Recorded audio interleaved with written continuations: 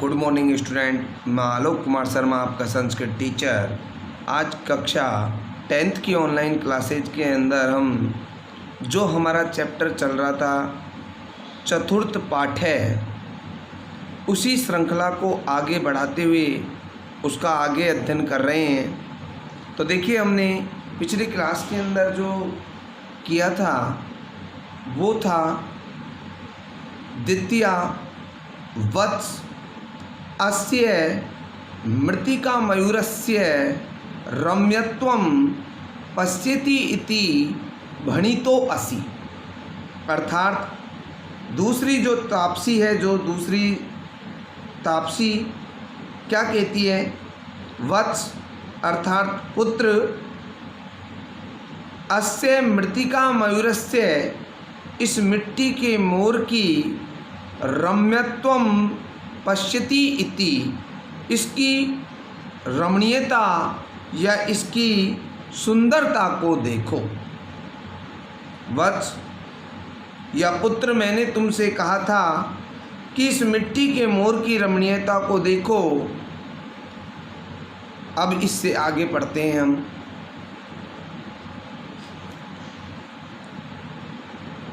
राजा आत्मगतम, राजा आत्मगतम किम वा शकुंतले इति अस्य मातुआख्या सन्ति पुनः नामधेय सादृश्यानि। राजा आत्मगतम, राजा जो है ब्रैकेट में दिया हुआ है आत्मगतम, अर्थात अपने मन में ही राजा जो है वो विचार करता है।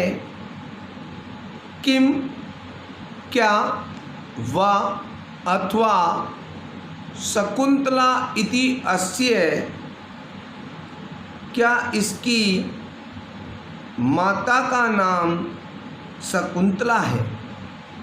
तो क्या इसकी माता का नाम शकुंतला है? राजा आत्मगतम मन में, किम क्या, वा अथवा शकुंतला शकुंतला इति ऐसा, अस्य इसकी, मातु माता का आख्या नाम है। अर्थात राजा अपने मन में ऐसे विचार करता है कि तो क्या इसकी माता का नाम शकुंतला है? आगे प्रश्नवाचक चिन्ह, वो मन में ऐसा सोच रहा है। संति पुनः नामधेय सादृश्यानि, परंतु नामों में भी समानताएं होती हैं। अर्थात कहने का तात्पर्य है कि एक ही नाम वाले कई लोग होते हैं। उसने कहा संति पुनः नामधेयम सादृश्यानि, अर्थात पुनः नामधेय नाम की भी सादृश्यता होती है, अर्थात समानता होती है। तो राजा आत्मगतम अपने मन में सोचता है, मन में विचार करता है कि क्या इसकी माता का नाम शकुंतला है, परंतु नामों में भी समानताएं होती हैं, किंतु नामों में भी समानताएं होती हैं, अर्थात एक ही नाम वाले कई लोग होते हैं।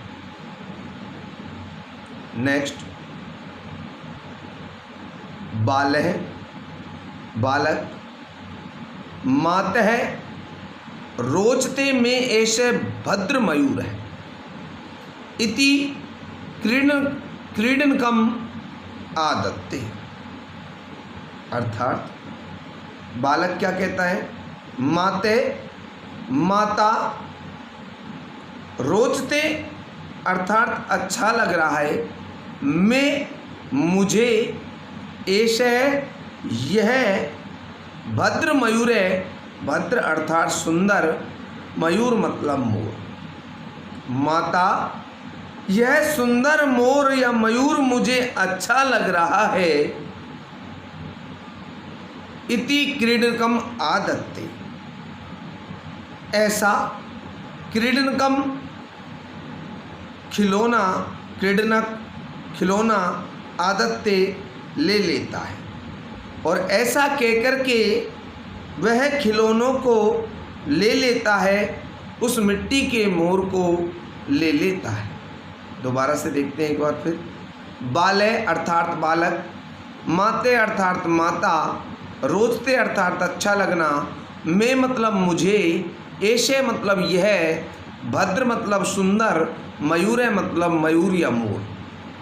तो बालक कहता है माता यह सुंदर मोर मुझे अच्छा लग रहा है। इति क्रीडनक आदत्ते, ऐसा कहकर के वह खिलौनों को ले लेता है। प्रथमा, पहली जो तपस्वी है वो क्या कहती है? विलोक्य सोद्वेगम अहो रक्षा करंडकम अश्य मणिबंदे न दृश्यते। प्रथमा जो तापसी होती है, पहली जो तपस्वी होती है, वह क्या कहती? विलोक्य अर्थात देखकर, स उद्वेगम उद्वेग के साथ अर्थात घबराहट के साथ, अहो अरे, रक्षा करंडकम अश्य, रक्षा करंडक अर्थात रक्षा सूत्र या अभिमंत्रित की गई औषधि या रक्षा सूत्र। मणिबंधे अर्थात मणिबंध जो है, मणिबंध के स्थान पर अर्थात उसकी भुजा पर या कलाई पर, कलाई जो होती है वो होता है मणिबंध। न मतलब नहीं, दृश्यते मतलब दिखाई दे रहा है।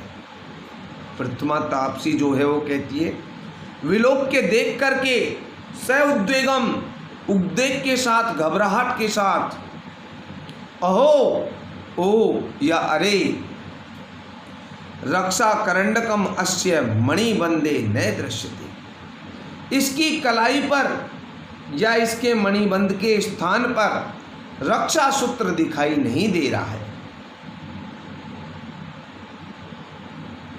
राजा अलम आवेगेन, अलम आवेगेन न विद्मम अश्य सिंह सावक विमर्दात परिभ्रष्टम। राजा अलम आवेगेन, आवेग में मत आइए, अर्थात घबराइए नहीं या मत घबराइए। नन्विदम अश्य सिंह सावक विमर्दात परिभ्रष्टम, इसके द्वारा सिंह के शावक को खींचने से यहाँ गिर पड़ा था। इसके द्वारा सिंह के शावक को, शेर के बच्चे को खींचने से यहाँ गिर पड़ा था। इति आदतुम इच्छति, यह कहकर उठाना चाहता है। राजा अलम आवेगेन, घबराइए मत या मत घबराइए। नन्वे इदम अस्य सिंह सावकम विमर्दात परिभ्रष्टम, इसके द्वारा जब ये सिंह के शावक को या सिंह के बच्चे को खींचने से यहाँ गिर पड़ा था। इति आदतुम इच्छति, यह कहकर उठाना चाहता है। उभे, उभे का तात्पर्य होता है दोनों। दोनों कौन? वो तापसी, दोनों तापसी। माँ खलु एतत् अवलंब्य कथम ग्रहित मनेन इति विस्मयाद परस्परम अवलोक्यतः। अर्थात क्या कहा? माँ खलु एतद अवलंब्य, माँ मतलब मना करने के अर्थ में, खलु अर्थात निश्चय, एतद मतलब इसको, अवलंब्य मतलब उठाना या सहारा देना। अब यहाँ सहारा तो आएगा नहीं, यहाँ पर आएगा उठाना। कथम क्या? ग्रहित मनेन, इन्होंने तो उठा लिया, ग्रहण कर लिया। इति विस्मयाद परस्परम अवलोक्यते। इस प्रकार विस्मय पूर्वक आश्चर्य से परस्परम अर्थात आपस में या एक दूसरे को अवलोक्यते देखती है। उभे अर्थात दोनों, माँ अर्थात मना करने में, खलु अर्थात निश्चयी, अवलंब्य मतलब उठाना, कथम मतलब क्या, ग्रहित मनेन मतलब उठा ही लिया, इति अर्थात ऐसा या इस प्रकार, विस्मयाद मतलब विस्मय पूर्वक या आश्चर्य से, परस्परम मतलब आपस में या एक दूसरे को, अवलोकित अर्थात देखती है। अर्थात माँ खलु एतद अवलंब्य, इसे मत उठाइए, क्या, ग्रहित मनेन, इन्होंने तो उठा ही लिया, इति विस्मयाद परस्परम अवलोकित है। इस प्रकार आश्चर्य से एक दूसरे को देखती हैं। राजा किमर्थम प्रतिषिद्धा इसमें, आगे प्रश्नवाचक चिन्ह, किमर्थम अर्थात किस लिए, प्रतिषिद्धा इसमें उठाने से प्रतिषिद्ध और कर रही थी या रोकना, प्रतिषिद्ध निषेध करना या रोकना, तो आपने हमें किस लिए उठाने से रोका, किमर्थम प्रतिषिद्धा इसमें, आपने हमें किस लिए रोका था या क्यों उठाने से रोका था। प्रथमा पहली तापसी कहती है, शृणोतु महाराज, शृणोतु अर्थात सुनो, महाराज अर्थात महाराज, ऐसे अर्थात यह, अपराजिता यानी अपराजित नाम की, नाम औषधि अस्य, नाम की औषधि है, अस्य जात कर्म समय, इसके जात कर्म के समय, अर्थात एक हमारे हिंदू धर्म के अंदर 16 संस्कार होते हैं, 16 संस्कार होते हैं, उन्हीं में से एक संस्कार जो होता है उसका नाम होता है जात कर्म संस्कार। तो ये अपराजित नाम की औषधि जात कर्म के समय भगवता मारीचेन दत्ता, भगवान मारीच ने दी थी। एताम किल माता पिता अवात्मन च वर्जित्वा अपरो भूमि पतिताम न गृणाति। एताम किल, इस औषधि को निश्चयी, माता पिता और आत्मान अर्थात माता पिता और अपने आप को वर्जित्वा छोड़ करके, अपरो दूसरा कोई व्यक्ति, भूमि पतिताम भूमि पर गिरी हुई, न गृणाति नहीं उठाता है। प्रथमा अर्थात पहली तपस्वी जो है, पहली तापसी जो है, वो कहती है, शृणोतु महाराज, सुनिए महाराज, ऐसा अपराजिता नाम औषधि अस्य जात कर्म समय भगवान मारीचेन दत्ता। यह अपराजित नाम की औषधि इस बालक के जात कर्म के समय भगवान मारीच ने दी थी। एताम किल माता पिता आत्मनम च वर्जित्वा अपरो भूमि पतिताम न गृणाति। इस औषधि को माता पिता और अपने आप को छोड़कर अन्य कोई व्यक्ति भूमि पर गिरी हुई को नहीं उठाता है। अर्थात सुनो महाराज, यह अपराजित नाम की औषधि इस बच्चे के जात कर्म के समय भगवान मारीच ने इनको दी थी। इस औषधि को माता पिता और स्वयं अपने आप को छोड़कर अन्य कोई भी व्यक्ति भूमि पर गिरी हुई को नहीं उठाता है। अब आप लोगों का इस चैप्टर का अंतिम पैराग्राफ, इसका वर्णन हम लोग करने जा रहे हैं। उसे हम देखते हैं कि किस प्रकार की बातें इसमें बताई गई हैं, क्या चीज़ इसमें देखने योग्य है।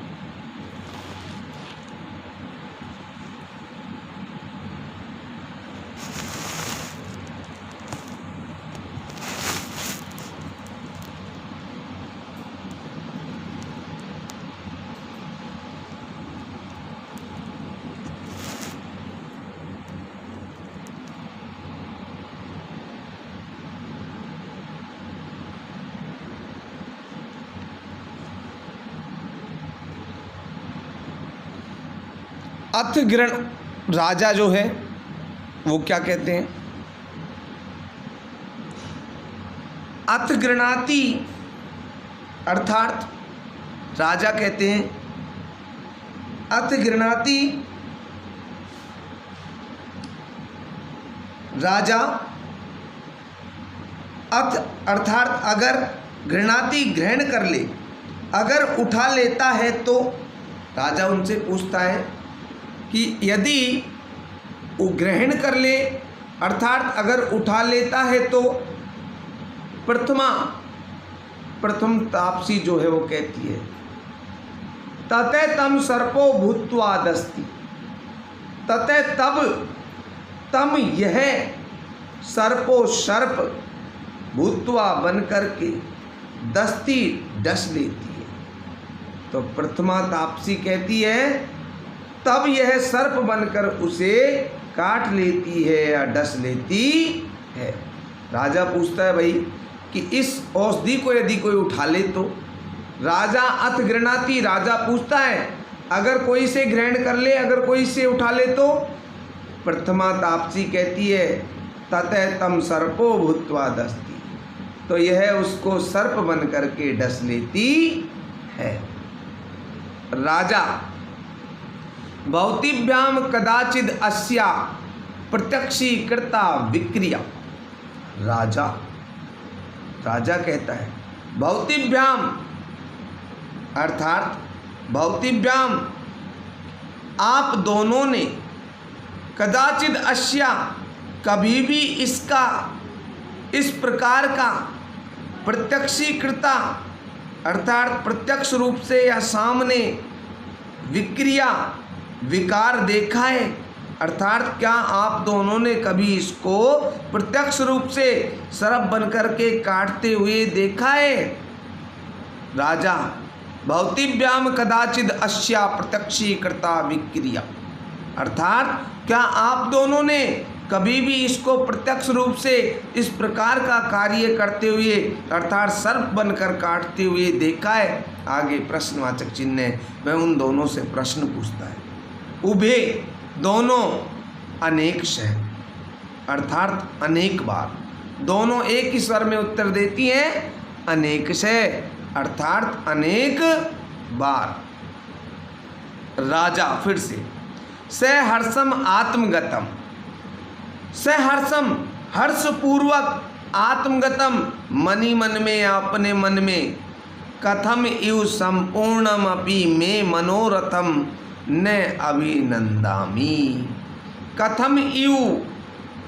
कथम इव अर्थात तो फिर किस प्रकार, फिर क्यों ने, संपूर्णम अपि मैं अपने पूर्ण हुए भी, मैं अर्थात मेरे, मनोरथम अर्थात मनोरथ को, अभिनंदामि अभिनंदित न करूं अर्थात सहर्षपूर्वक प्रसन्नतापूर्वक आत्मगतम अपने मन में, तो फिर क्यों न मैं अपने पूर्ण हुए भी इस मनोरथ को अभिनंदित करूं अर्थात अब तो मुझे इस बालक को अपना पुत्र जानकर प्रेम करना चाहिए अर्थात अब तो मुझे इस बालक को अपना पुत्र जानकर प्रेम करना चाहिए।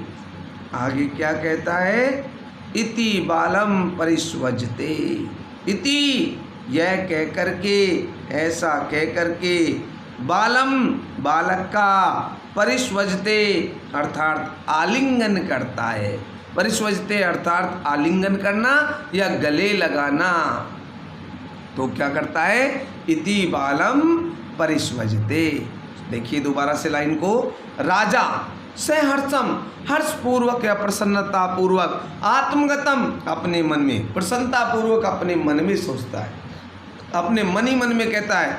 कथम इव संपूर्णम अपि मे मनोरथम न अभिनंदामि, तो अब ये किस प्रकार से मेरा मनोरथ, मेरा कार्य जो है वो सिद्ध हुआ है, संपूर्ण हुआ है, न अभिनंदनमय, तो फिर मैं इसका अभिनंदन क्यों नहीं करूं, अर्थात मैं इसको आनंद पूर्वक क्यों नहीं गुजारूं। कहने का तात्पर्य है कि अब तो मुझे इस बालक को अपना पुत्र जान करके इससे प्रेम करना चाहिए। इति बालम परिस्वज्यते, इस प्रकार कह करके बालक का आलिंगन करता है, बालक को गले लगाता है। नेक्स्ट बाल है, मुंच माम यावन मातु सकाशम गमिष्यामि। मुंच अर्थात छोड़ देना, माम अर्थात मुझे, यावन मातु अर्थात अपनी माता, सकाशम अर्थात उनके पास में, गमिष्यामि जाऊंगा या चला जाऊंगा। तो बालक क्या कहता है, मुंच माम मुझे छोड़ दो, यावन मातु सकाशम गमिष्यामि मैं अपनी माता के पास जाऊंगा। तो बालक जब वो उसको गले लगाता है, उसका आलिंगन करता है राजा, तो बालक कहता है मुंच माम यावन मातु सकाशम गमिष्यामि, मुझे छोड़ दीजिए, मुझे छोड़ दो, मैं अपनी माता के पास जाऊंगा। राजा पुत्रक मया सह एव मातरम अभिनंदिष्यसि। पुत्रक राजा कहता है पुत्र, मया मेरे, सह एव साथ ही, पुत्र मेरे साथ ही, मातरम अभिनंदिष्यसि मेरे साथ ही अपनी माता का अभिनंदन करोगे। पुत्र मेरे साथ चलकर ही अपनी माता का अभिनंदन करोगे। क्या कहता है राजा, पुत्रक मया सह एव मातरम अभिनंदिष्यसि, अर्थात पुत्र मेरे साथ ही चल करके माता का अभिनंदन करोगे। नेक्स्ट बाल है, मम खलु तातो दुष्यन्ते न त्वम। बालक क्या कहता है, मम मेरे, खलु निश्चयी, तातो अर्थात पिता जो हैं, दुष्यन्ते दुष्यंत हैं, न नहीं, त्वम अर्थात तुम। क्या कहना चाहता है, बालक कहता है मम खलु तातो दुष्यन्ते, मेरे पिता तो दुष्यंत हैं, न त्वम तुम नहीं हो। अर्थात बालक क्या कहता है, मेरे पिता तो दुष्यंत हैं, तुम नहीं हो। तो राजा कहता है सस्मितम, सस्मितम एष विवाद एव प्रत्यायति। सस्मितम राजा मुस्कुरा करके, सस्मित भाव से मुस्कुरा कर, ऐसे अर्थात यह, विवाद मतलब विवाद, एव मतलब ही, प्रत्यायति अर्थात विश्वास दिलाता है, मुस्कुरा करके कि यह विवाद ही मुझे विश्वास दिलाता है। क्या विश्वास दिला रहा है उसको, कि यह निश्चयी रूप से मेरा पुत्र है। क्योंकि जब अब उसने स्पष्ट रूप से नाम ले दिया कि मेरे पिता तो कौन है, दुष्यंत है, तो राजा समझ चुका है, क्योंकि वह राजा कौन था, दुष्यंत ही था। तो राजा कहता है कि सस्मितम एष विवाद एव प्रत्यायति, अर्थात मुस्कुरा करके कि यह विवाद जो है यही मुझे विश्वास दिलाता है। इसी के साथ आपका ये चैप्टर समाप्त होता है।